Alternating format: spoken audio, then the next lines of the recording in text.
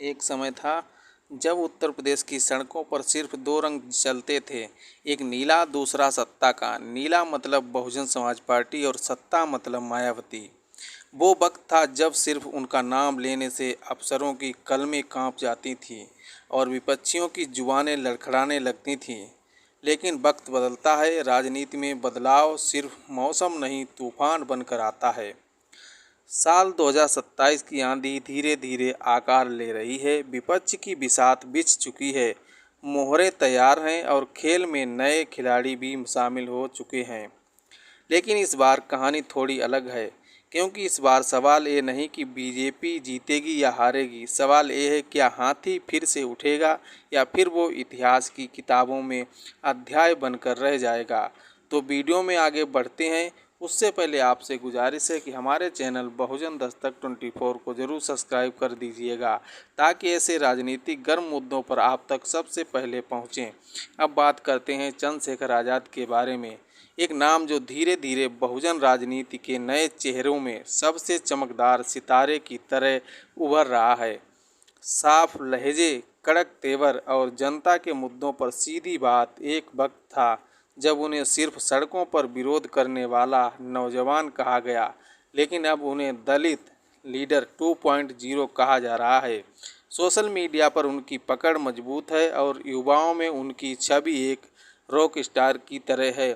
वहीं मायावती, जिनकी छवि कभी दलित राजनीति की शेरनी की हुआ करती थी, अब चुप्पी और गुमनामी की गिरफ्त में लगती है। तो सवाल उठता है, क्या ये दोनों नेता साथ आ सकते हैं? क्या ये जोड़ी दलित राजनीति में नया युग ला सकती है, या फिर पुराने अहंकार और नई ये महत्वाकांक्षाएं टकरा जाएंगी? मायावती के लिए ये वक्त बेहद नाजुक है। एक तरफ पार्टी का आधार खिसक रहा है, दूसरी तरफ युवा वोटर अब उन्हें आउटडेटेड समझ रहे हैं। बहुजन समाज पार्टी की जनसभाओं में भी भीड़ कम हो रहे हैं और सोशल मीडिया पर उनकी मौजूदगी ना के बराबर है। दूसरी ओर चंद्रशेखर एक एक कदम सोच समझ कर आगे बढ़ा रहे हैं। वो भी जानते हैं कि मायावती का आशीर्वाद उन्हें पूरे दलित वोट बैंक तक पहुंचा सकता है, लेकिन वो ये भी जानते हैं कि मायावती के साथ आना मतलब पुराने ढर्रे की राजनीति में लौटना। राजनीति में कुछ भी असंभव नहीं होता है। कई बार दुश्मन एकजुट हो जाते हैं सत्ता के लिए, कई बार दोस्त बिखर जाते हैं स्वाभिमान के लिए। चंद्रशेखर का जनता से जुड़ाव और मायावती का सिस्टम में अनुभव, एक कॉम्बिनेशन बना तो बीजेपी और एसपी और कांग्रेस सबकी नींद उड़ सकती है। लेकिन अगर अहंकार बीच में आया तो दलित राजनीति फिर एक बार टूटी हुई उम्मीदों की कब्रगाह बन जाएगी। 2024 के चुनावों में ये तो साफ कर दिया कि अब सिर्फ जाति की राजनीति नहीं चलेगी। अब ज़रूरत है नए चेहरे, नए आइडिया और पुरानी विरासत के सही बारिश की। चंद्रशेखर उस विरासत को सम्मान देना चाहते हैं, लेकिन वो खुद को सिर्फ मायावती की छाया नहीं बनना चाहते, और यही सबसे बड़ा टकराव है। अगर मायावती अपने अनुभव से चंद्रशेखर की ऊर्जा को मिलाकर एक नई राजनीति शक्ति खड़ी कर सकती हैं, तो 2027 में उत्तर प्रदेश की राजनीति का नक्शा पलट सकता है। लेकिन अगर वो सिर्फ अपने अतीत की राजनीति में उलझी रहीं, तो शायद 2027 उनके लिए आखिरी मौका साबित होगा। राजनीति का सबसे बड़ा सच यही है कि जनता कभी भी इतिहास के नाम पर वोट नहीं देती, उसे भविष्य चाहिए, और चंद्रशेखर उस भविष्य की तस्वीर बनकर उभर रहे हैं।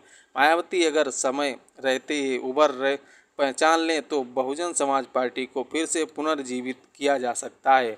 लेकिन अगर देरी हुई तो शायद हाथी सिर्फ चुनावी चिन्ह बनकर रह जाएगा, जिसकी चर्चा सिर्फ पुराने पोस्टरों में होगी और नाम सिर्फ परीक्षा के सामान्य ज्ञान सेक्शन में मिलेगा। अब फैसला खुद मायावती को करना होगा, इतिहास बनना है या फिर इतिहास रचना है। तो मायावती को चंद्रशेखर के साथ मिलकर अपने दलित वोट बैंक को एकजुट करना पड़ेगा और अच्छे सच्चे वादे करने होंगे। जनता का भरोसा जीतना होगा, ना कि पिछली तरह सत्ता पाने के बाद अपनी ही मूर्तियों को बनवाने का शौक। आम जनता से जुड़ा युवा के हित की बात अगर 2027 के चुनाव में बसपा हारती है तो उसके वापस लौटने का सपना मायावती को छोड़ देना चाहिए। वैसे आप लोगों को क्या लगता है, चंद्रशेखर आज़ाद के साथ मिलकर मायावती बसपा का झंडा फिर से लहरा पाएंगी या फिर यूपी में बसपा का नाम हमेशा के लिए मिट जाएगा, फिर कभी हाथी का झंडा उत्तर प्रदेश में नहीं चमकेगा?